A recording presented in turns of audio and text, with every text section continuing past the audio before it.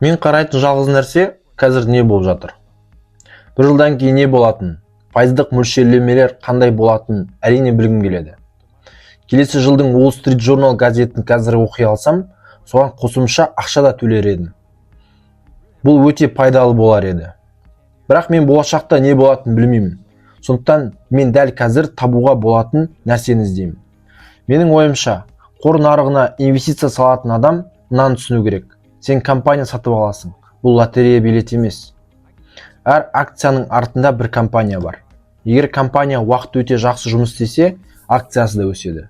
Керісінше болса, акциясы да төмендейді. Сен компанияны зерттеуің керек. Біз екеуміз де акция емес, компанияның өзін зерттейміз.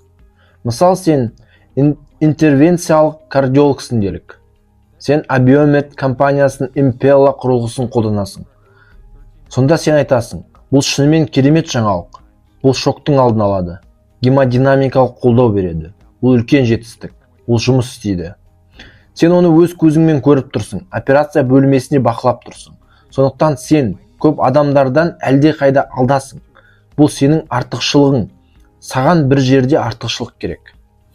Қазір деректер өте жақсы қолжетімді. Мен Nike компаниясының акциясын ұстаған кезде есіме аламын. Бізде есептерді көру үшін почта келуін күтетінбіз. Ал қазір компания табысын жарияласа, бүкіл әлемге көрсетіледі. Оларда инвесторларға арналған презентациялар бар. Балансын көрсетеді.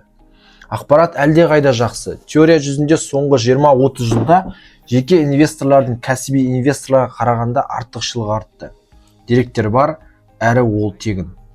Бірақ көптеген адамдардың ішінде өте көп алдын ала қалыптасқан көзқарастар бар. Олар теміржол компаниясын қарамайды, мұнай компаниясын қарамайды, өзге компанияларды қарамайды. Олар тек жылына 40% өсіп жатқан компанияларды ғана қарайды. Қиындықтан шығып келе жатқан компанияларды қарамайды. Сондықтан бір маңызды нәрсе, өзіңе көп қысым мен шектеу қоймау. Мен кәсіподақтары бар компанияларды да сатып алғанмын.